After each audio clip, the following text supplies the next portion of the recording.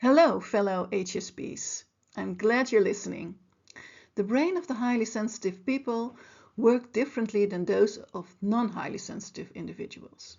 You have probably noticed that on several occasions, such as work or family parties, etc. This is linked to the way the HSP brain processes information. Thank you, Jen and Jos, for inviting me to speak about the highly sensitive brain. I am Esther Bergsma. I'm an expert on high sensitivity from the Netherlands, and I primarily focus on the scientific findings related to high sensitivity. I'm trained as a social science researcher and have conducted various descriptive studies involving highly sensitive individuals and children. My research on HSP in the workplace, for instance, has been conducted in over 20 countries. The questionnaire has been translated into 7 other languages, such as Norwegian, Spanish, and Russian.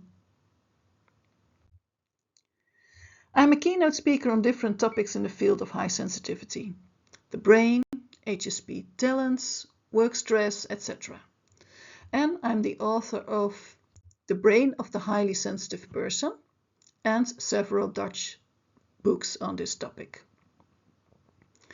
In this presentation, I'll take you into the intriguing world of how the highly sensitive brain operates. Understanding your daily experiences becomes much clearer when you understand what is happening in your brain. The complexity of this process also sheds light on the advantages of the trait.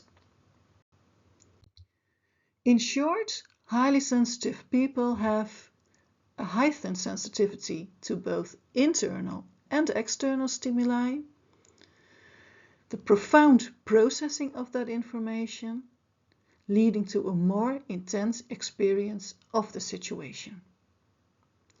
I'll explain exactly how this works in the brain, but first let me tell you about the researches that have been published. Of course, Elaine Aron was the first to start. In 1997, she published the first scientific article on high sensitivity, referred to as sensory processing sensitivity. I have met her in 2018 in California, and she has written a foreword for one of my books. She was the start of numerous studies, including brain studies.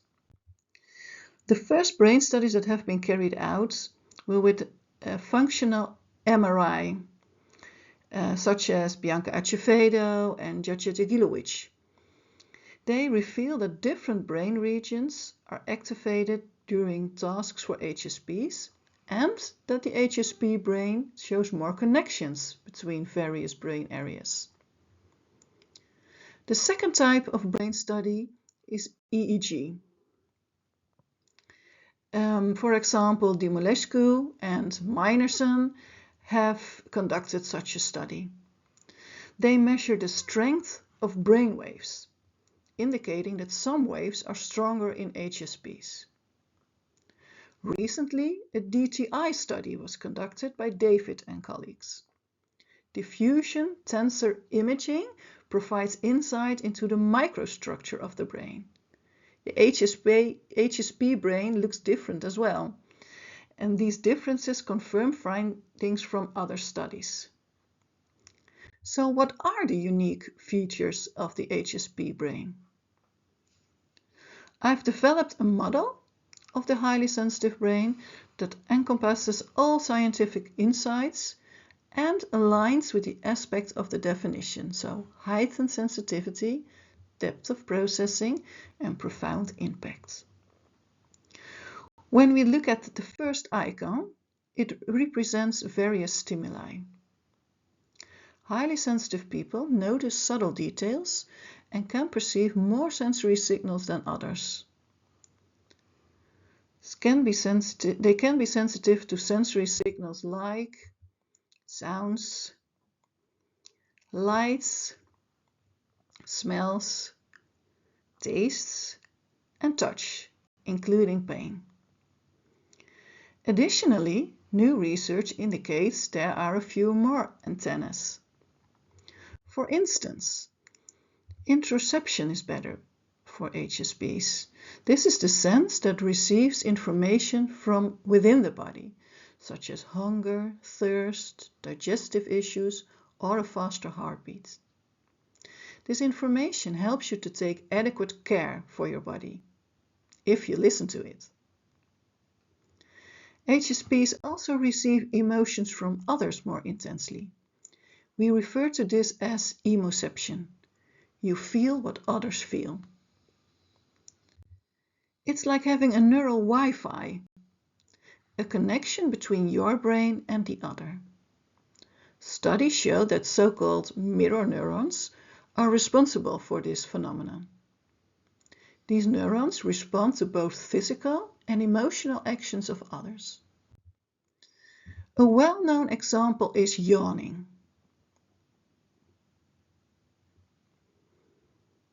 When your mirror neurons are more strongly activated, you just have to yawn as well. This mirror neuron network has been found to be more active in HSPs. This ability leads to a greater degree of empathy, allowing HSPs not only to perceive others' emotions, but sometimes even to absorb them. You might feel sorrow just because someone in the room is feeling sad. There are some studies, not very much yet, that show that HSPs perceive more subtly or more accurate through their senses. In fact, we can identify 10 senses in total. However, discussing them all today would be quite extensive. Just know there's also proprioception, sense of balance, and spiritual sense. You probably recognize this. When you're in a classroom or at the office, you perceive much more than others do.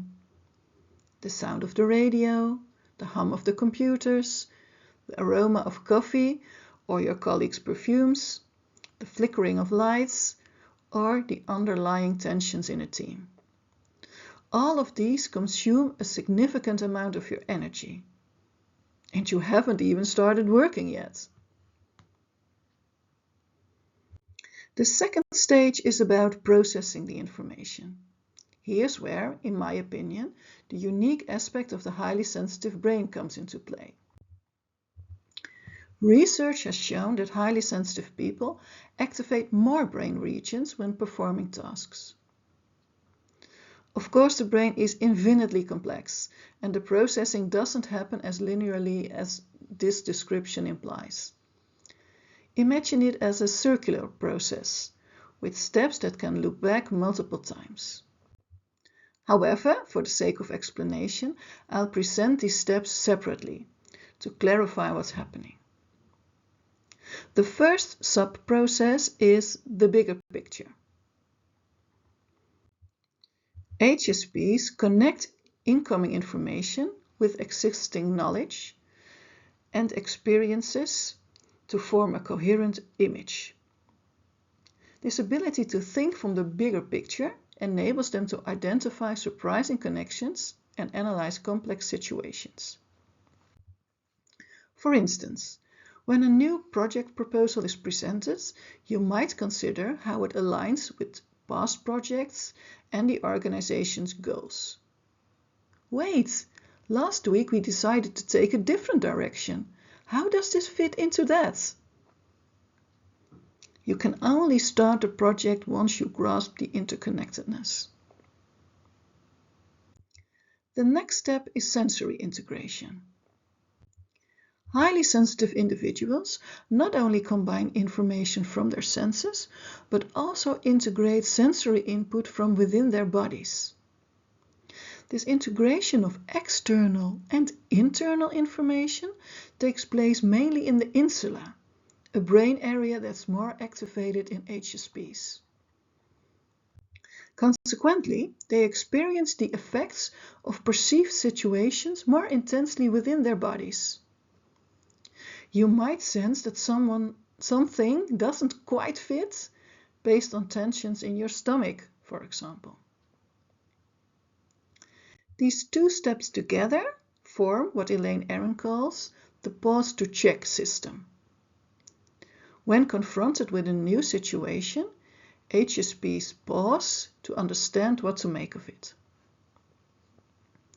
The second major process I have named the optimal option ambition. This is about the content of the considerations that are being made. Based on recent insights, it appears that HSPs try to make these considerations in such a way that the sum of the well-being of all individuals within the group is the highest. The sum of the well-being of all individuals within the group is the highest. So you want what's best for everyone close to you. This major process consists of 3 sub-processes. The first of which is analysis of risks and opportunities. Incoming information triggers a cascade of associations that allow HSPs to quickly identify risks and opportunities. When discussing new projects, they can often anticipate potential consequences. This ability to see a broad range of possibilities can be both a blessing and a curse. Colleagues might feel that you're overthinking and should simply start the project. However, you want to consider all potential outcomes. Wait a minute, if we implement this method for this project plan, we'll deplete the budget in no time and we'll have to hold the project prematurely. We should better choose another method. The next step is social context. One striking trait of HSPs is their ability to perceive the dynamics between the people around them. They can understand and assess the expectations, emotions, and needs of others. This skill empowers them to positively influence harmony and cooperation within a team or group of friends. During their deliberations, the interests of the group play a significant role. HSPs strive to find the optimal option for the entire group. Their brain is just wired that way. This ambition can lead to sometimes overlook their own desires. It's also why they may often feel disappointed in friendships. Others might not consider their friends' interests as they do. The final step in processing information is coming to a solution. HSPs prove to be very creative in that. HSPs have the ability to think beyond conventional approaches and generate creative solutions.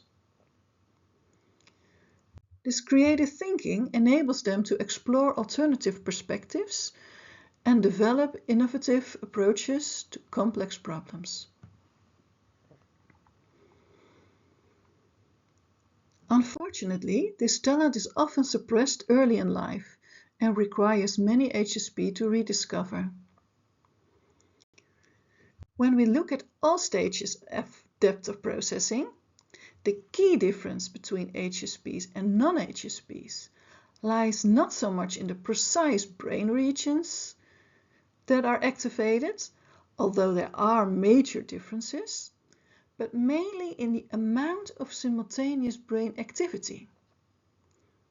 Numerous distinct areas are active and working together. We can conclude there's more connectivity between different areas. This is also evident in the brain networks, particularly the salience network, which is vigilant about particularities in the environment. This network is often more activated in HSPs. The second brain network in this is the default mode network, which engages in daydreaming and wandering. This is more active in HSPs, also when resting. Their DMN is more busy than non-HSPs. When comparing the networks between HSPs and non-HSPs, the HSP brain shows more connections between networks as well. This explains why the HSP brain frequently switches between internally and externally directed attention, and easily incorporates past experiences into the present situation. In brief, HSPs appear to utilize their entire toolbox of brain areas. They draw from various sources to create a rich and layered understanding of the situation. In contrast, non-HSPs often start with a tool that's already available, so to speak. Highly sensitive people use all the brain areas all the time. Now you likely also understand why I consider depth of processing a crucial aspect of high sensitivity. This way of analyzing the situation makes the real difference. The third stage is impact. Highly sensitive individuals require more time to respond. Why is that? It's because their brains detect numerous stimuli and process them deeply. This takes time and energy. Their response takes some time, and this may even involve not visible reactions. So the impact of the situation is much more profound. You experience stronger emotions. You might be completely upset, while others not even notice there's something the matter. But this goes for positive emotions as well. You can enjoy little things, a talent that can give you fresh energy. Another type of impact is that you'll experience more stress in the same situation. Stress just means that your body is preparing for the task. Nothing wrong with that. But when the stress stays high for a long time, it might lead to various physical and mental diseases. So, while your analysis is more thorough, and some studies suggest better performance, it does come at a cost. It requires more energy. And this is why recovery time is crucial for HSPs. These are 3 patterns of action and rest. The top represents what normal people do. After a task, you take enough rest to lower your stress hormones. The middle one shows what most HSPs do. They take too little rest, and their stress level goes higher and higher. Their sense of responsibility drives them to the max. First, they want to finish the task before taking rest. And most are perfectionists as well, which takes even more energy, both leading to very little time to rest. The bottom one would be the ideal pattern for an HSP. In a short amount of time, they can perform at a high level, but they need enough rest. It's just like a sprinter. They can't run a marathon at the same speed as they do at 100 meters. They need the rest. The arrow below the head represents self-reflection. Actually, it all begins anew when you think you're done. After each action, you reflect on whether you did it well. Highly sensitive individuals have a strong inclination towards self-reflection. What could I have done better? Did I consider that person enough? Did I say it kindly enough? What went wrong? Self-reflection aids in growth and development.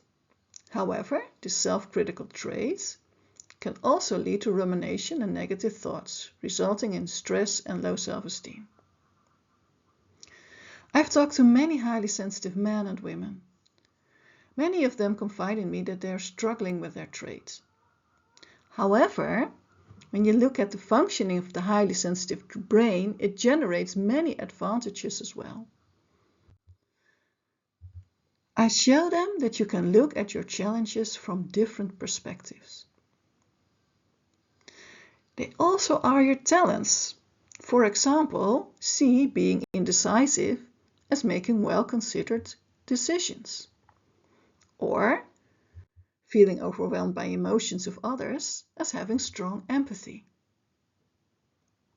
So the talents of HSPs are empathy, creative thinking, understanding social contexts, finding joy in small things, making well-considered decisions, and much, much more.